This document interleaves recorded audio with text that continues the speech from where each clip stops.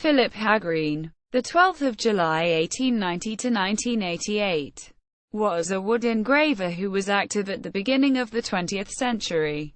He was a founder member of the Society of Wood Engravers.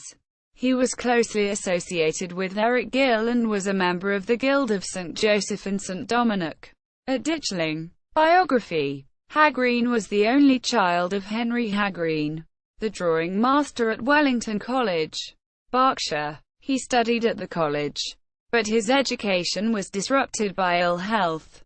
He studied art in Cornwall, under Norman Garston and then Harold and Laura Knight, and then entered the New Cross Art School. He enlisted in the army at the beginning of the First World War. He was a reluctant soldier, but felt that it was his duty. In 1918 he married Aileen Clegg. They had 3 children: John, Mary Bernadette and Mary Joan. In 1923 the family joined Eric Gill at Ditchling, and moved with him to Capel-Wifeen in 1924. The climate proved too harsh for Hagreen and he moved to Lourdes with his family, where he stayed until 1932. He returned to Ditchling until 1959, when the Hagreens moved to Lingfield in Surrey. In 1973 they moved to a nursing home at Ifield Green. His wood engravings and book illustrations.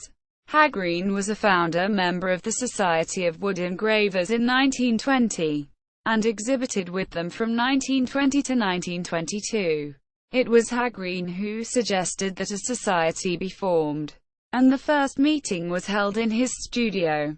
He was at his most active in the early 1920s, and virtually all his wood engravings proper, as opposed to woodcuts, date from this period. He contributed 7 wood engravings, the most by any engraver, to Change Iron Change 2. 1919, a short-lived review that set out to capture the developments of the moment. In 1922 he contributed a wood engraving to Contemporary English Woodcuts, an anthology of wood engravings produced by Thomas Balston, a director at Duckworth and an enthusiast for the new style of wood engravings. Campbell Dodgson, keeper of prints and drawings at the British Museum, wrote about him in his introduction to the book. Mr. Hagreen and Misty Dickey are among the engravers who rely very much upon the effective use of white lines and spaces.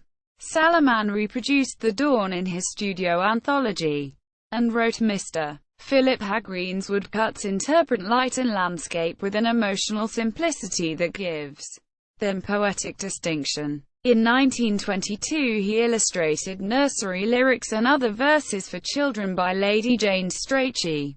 He went on to illustrate The Golden Ass of Lucius Apuleius, 1924, and The Devil on 2 Sticks, 1927, by René Lesage. He also produced a poster for London Underground in 1923.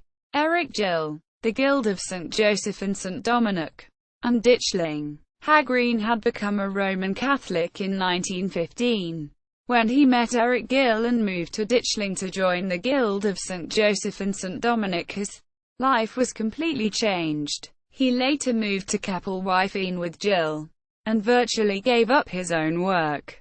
He said that he had everything to unlearn.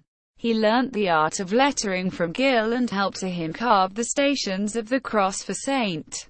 Cuthbert's Church, Bradford. He shared a workshop with David Jones and played a full part in the communal life of the Guild, where a great deal of time was spent in the chapel. When the family moved to France, Hagreen began to produce ivory and wood carvings. He also began to produce woodcuts, using pearwood blocks and knives and special tools that he invented himself. Most of his print production was of bookplates and cuts for practical purposes. In 1932 he was offered a workshop and cottage at Ditchling and returned there for the rest of his working life. This period saw the blossoming of his gifts as a woodcutter. Most of his 170 bookplates were produced here. He engraved inscriptions on ecclesiastical vessels produced by the silversmith Dunstan Pruden. His lettering continued the tradition of simplicity and clarity in lettering established by Johnston and Gill. He was also a committed distributist. An overview of Hagreen's work.